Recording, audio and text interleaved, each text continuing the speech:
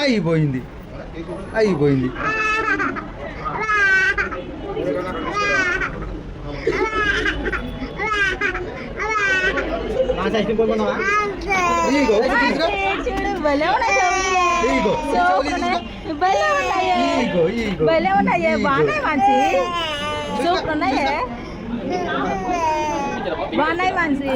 పాపలకి మీ నాన్నమ్మకి చూపెట్టు చెవులు. ఏడుపు వచ్చేసిందా? ఏం అది వదిన